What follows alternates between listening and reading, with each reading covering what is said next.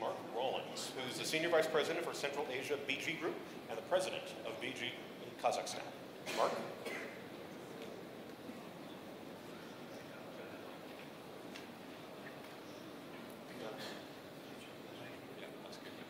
Okay, thank you. I've prepared just a few, I think, opening remarks on this fascinating subject, just to help, I think, frame our discussion rather than a presentation.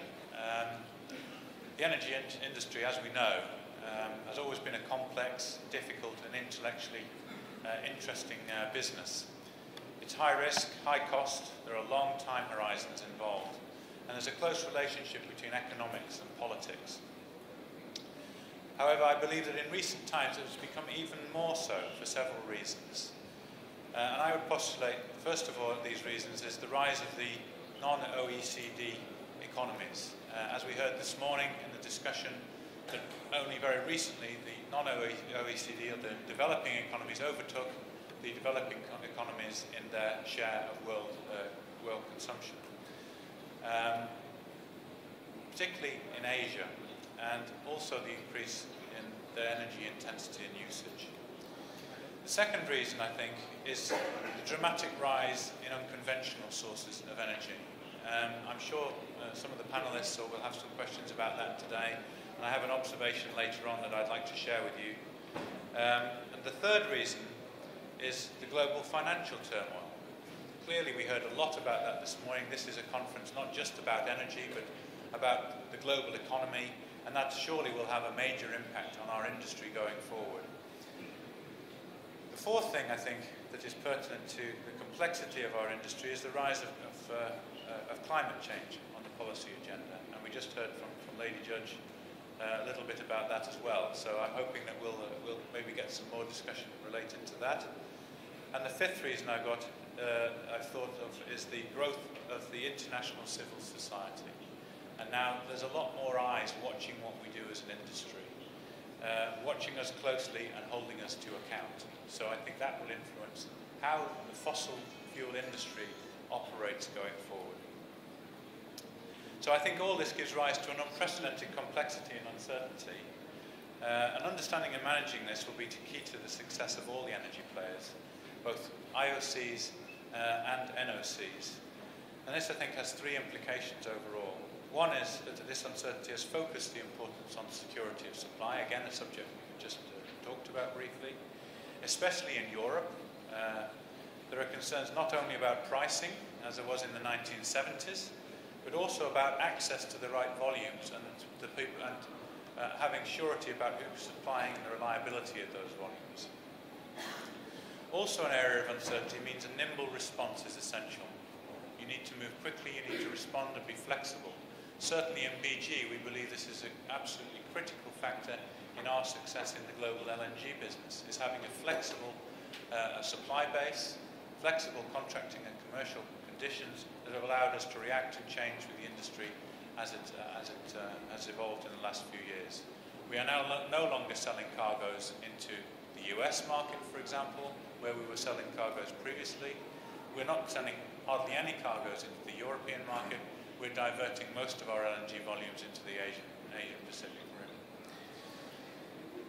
Third, I think, thing that is needed for success, and in this background of uncertainty, as I believe that there is a bright future for the gas.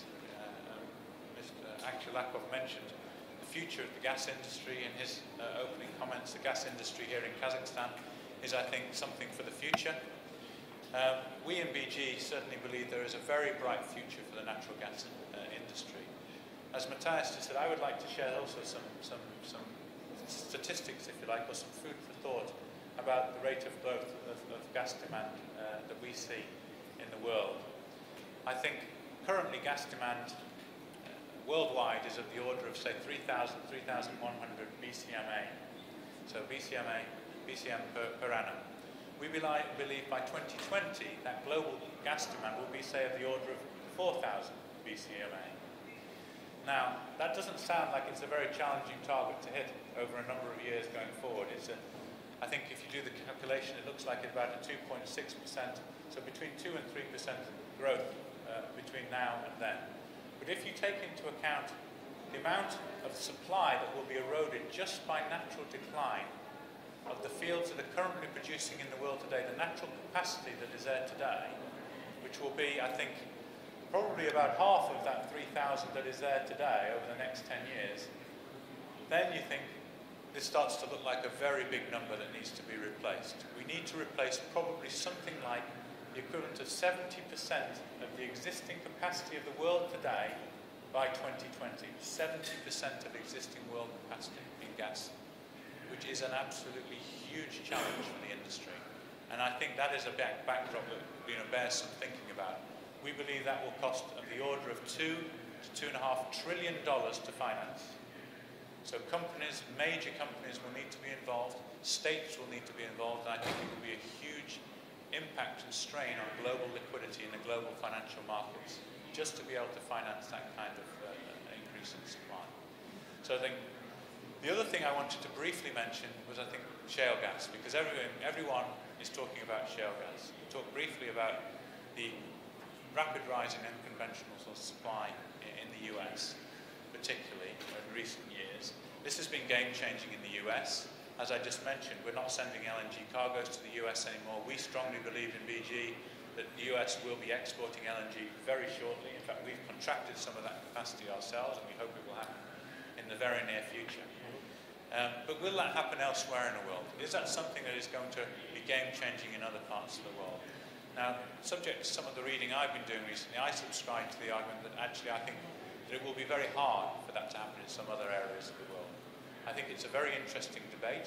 But I recently read some very interesting literature about China, for example. China is putting a big focus on trying to develop its shale gas reserves. But I do believe personally that it will be very difficult to do that in any kind of short time frame. There are unique conditions in the US that are very hard to replicate. A few of those being access to an extensive infrastructure network that is already invested in, the commercial framework that is in place and legal frameworks in the US, the competitive service industry in the US. The geology is not necessarily reproducible everywhere else, and it goes on and on. So I think the US is a very, very special place from this respect. There are other areas of the world that can come close to that. Australia is somewhere where we're also working very hard in BG to develop coal seam gas to LNG. But I do believe that the rise of unconventional resources will be much more gradual and much slower than many people expect in places like China and Indonesia, North Africa, other places of the world where there are major shale gas resources available, Europe being another one. So those are just a few thoughts from me to sort of stimulate the conversation, I hope, and I hope we have some time for some discussion, and I'll leave it there.